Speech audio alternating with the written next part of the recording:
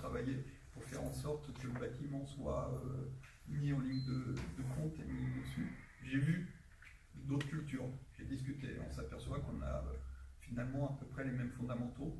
Ce que je faisais généralement, c'est que je venais avec de la nourriture. En plus, on est dans un fouet de coin, donc le chocolat, c'est facile à transporter.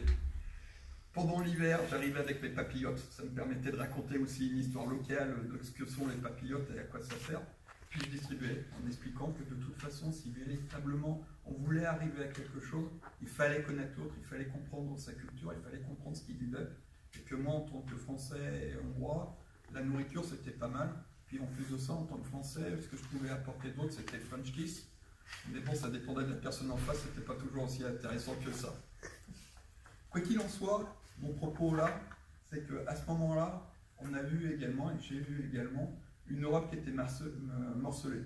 Et ça fait partie des choses véritablement sur lesquelles, à chaque fois que j'ai l'occasion de parler d'Europe, j'essaie de pousser, c'est véritablement de dire, ok, on doit garder nos cultures, on a des économies qui sont différentes, mais il faut qu'on commence quand même aussi à faire des choses ensemble, véritablement se connaître, véritablement parler ensemble, d'où l'intérêt des Interreg, d'où l'intérêt des projets STEP, qui sont plutôt des projets là, de recherche et d'innovation qui demandent et qui obligent en fait, dans leur financement, d'avoir des membres du consortium qui soient de pays différents, parce que sinon on arrive à se faire la guerre nous-mêmes, ce qui est quelque chose qui est génial, que Trump est en train de nous montrer en très très grand aujourd'hui.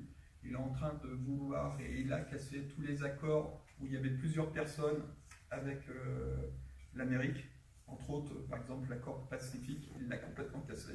Et en le cassant, en disant je vais être un Américain fort, donc je vais être capable d'imposer ma vision aux autres et gagner beaucoup plus que si je mets tout le monde ensemble, ben finalement il a donné le Pacifique à la Chine. Et si vous regardez tous les accords qui existent actuellement autour du Pacifique et ceux qui sont en train de se signer, les États-Unis sont en train de perdre complètement de la puissance là-dedans, alors qu'ils sont gros, c'est une superpuissance. Et c'est la Chine qui est en train de récupérer tout ce qui est autour du Pacifique. Et réellement, si nous on fait les mêmes choses avec le reste de la planète, bah oui, peut-être que l'Allemagne, peut-être que la France, peut-être que l'Italie, peut-être que ces pays-là, de temps en temps, arriveront à faire un coup, mais le reste du temps, ils vont perdre face à la vie du reste. Donc voilà un peu, je n'ai pas vraiment parlé plus que ça des programmes d'innovation. On recommence. Allez, on remet le compteur 15 minutes. Non, c'est pas mon propos. Mon propos, c'est que vu le nombre qu'on est, c'est peut-être plus intéressant de le faire en interactif à partir de maintenant. Parce qu'on s'est présenté. Si ça ne vous dérange pas, parce que du coup, dans le cadre du format des ateliers, ce qui est important, c'est qu'il y ait plus de 50% du temps où justement on travaille en atelier. Donc si ça ne vous dérange pas, je préfère quand même qu'on garde le format de l'atelier, où là du coup on travaille en tout petit groupe, et puis effectivement tous ces points on peut en rediscuter mais en petit groupe.